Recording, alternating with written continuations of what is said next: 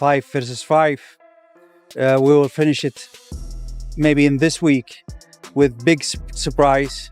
And then let's see the result about this fight and the result of the big fight, 21 of December, Usyk Tyson. Okay, so you got a lot of big plans. Yeah. Another level. This is a really dangerous. He ain't fighting a granddad. He isn't fighting a grandfather. It's absolute lunacy. It's insane. Alan, about AJ fighting Jake Paul, if I'm honest. Yeah. It's definitely a fight that we are talking about. It's definitely a fight that is fairly... Like I say, I hope Jake Paul is mad enough and he picks Anthony Joshua, you know, because I don't think he's that mental. Turki Alalshikh has officially confirmed that Anthony Joshua will now face Jake Paul after Jake Paul's fight with Gervonta Davis collapsed due to the allegations against Davis. With the bout cancelled, Joshua steps in for a massive heavyweight showdown and fans are buzzing, expecting Joshua to dominate Jake Paul in brutal fashion.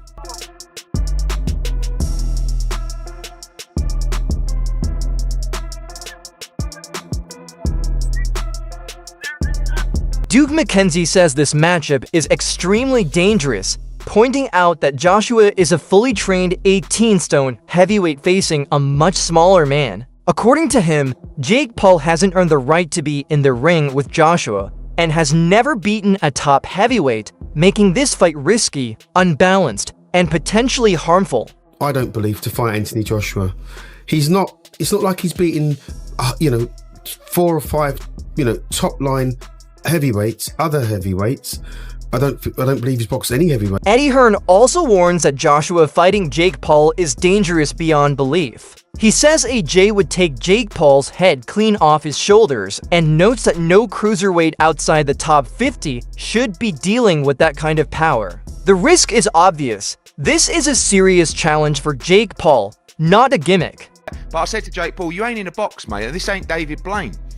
I said, so just be careful because AJ will take your head clean off your shoulders and it's dangerous. Yeah. And you take on that responsibility and we all have to. So we got to think about that.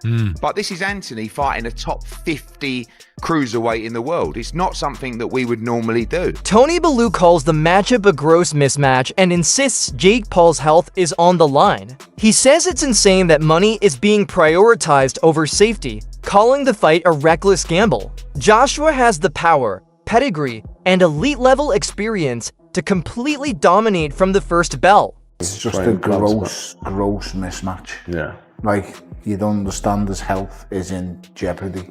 So, I'm not even entertaining it. I just think it's dangerous. And listen, I might have to work it, but it's just... It's kind of ludicrous, isn't it, really? It's insane. This boy is nuts. Is nuts, and I think he's putting his life before he's putting his life.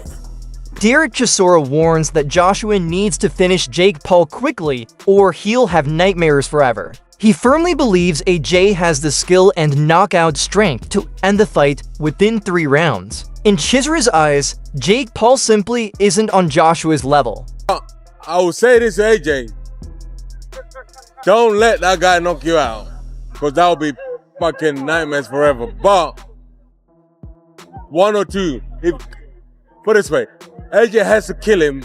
Spencer Oliver explains that Joshua views this fight as an easy payday. Fans may not like that, but Joshua is a prize fighter, and at this stage of his career, the financial reward might outweigh the competitive value. Anthony Joshua is talking about wanting warm-up fights before going into bigger fights, but look, it's prize fighting at the end of the day, and the way that Joshua will see it, and Matchroom and all the team, the fans won't like this, by the way. I don't like it No, either. I don't like it either. But the way like that Joshua will see it is as a money grab. He'll see it as an easy money grab, but at this stage of his career, is it a fight he should be taking? Johnny Nelson agrees, saying that if he were Joshua, he'd take the fight too. He admits it's not a serious contest competitively, but credits Jake Paul for building massive hype. Joshua gets both a big paycheck and a straightforward challenge. At this stage of his career, I take Jake Paul. I take Jake Paul because there's more money there. If it was real, I don't think it's real. I think it's bullshit. I think Jake Paul I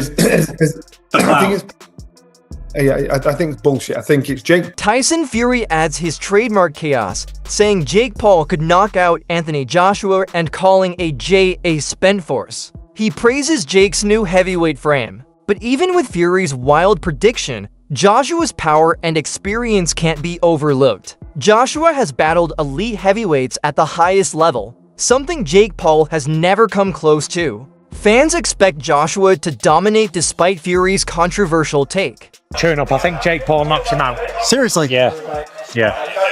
Why so? What impresses you about Jake Paul? I just think Jake Paul would knock AJ out. I think AJ's a spent force, and I think Jake Paul's on the rise. And I like his new heavyweight. Simon Jordan says he wants Joshua to knock Jake Paul out clean, and even jokes that AJ might hit him so hard he ends up in the next film. He admits the fight isn't meaningful for AJ, whose real goals involve names like Tyson Fury, but Jordan believes Joshua's skill level could make Jake look like an amateur. This fight is entertainment and money, not a test. Tommy Fury insists Anthony Joshua would destroy Jake Paul with ease. He even jokes that AJ could beat him under any conditions and still finish the fight in under a minute. This highlights the enormous gap in skill, experience, and power between the two. Jake Paul may bring attention, but facing a former heavyweight champion is a different world entirely. Derek Chisora doubles down, saying Jake Paul doesn't have the power to knock out Anthony Joshua. He predicts that if anything goes wrong, Jake could end up in an ambulance. That alone shows how far ahead Joshua is in every category. Fans expect AJ to control every second of the fight and end it whenever he wants. If I can beat Jake Paul, then excuse my French, what the fuck is Anthony Joshua going to do to Jake Paul? I think my dad said that AJ could beat him with his prick, and I completely will back that up. Even if AJ had a broken arm in there, it still... Jake Paul, however, says he embraces the challenge. He admits people want to see him lose, but says fighting Joshua is insane in the best way. Even with his confidence, everyone knows Joshua's experience and technique make him the overwhelming favorite. Jake Paul brings hype, but Joshua brings elite championship skills. Logan Paul calls the matchup crazy, reminding everyone that Anthony Joshua knocked out Francis Ngannou, a man who had never been dropped before. Logan says facing someone like Joshua is nothing like Jake's past fights. It's a massive leap in difficulty. Fans know Joshua can end fights violently, and this one looks no different. Spencer Oliver adds that Joshua may treat this as a warm-up and an easy payday. Fans might dislike the mismatch, but Joshua has bigger goals ahead. On the other hand, if Jake Paul somehow pulls off the impossible, it would be one of the biggest upsets in boxing history. Still, beating an elite heavyweight requires a near miracle.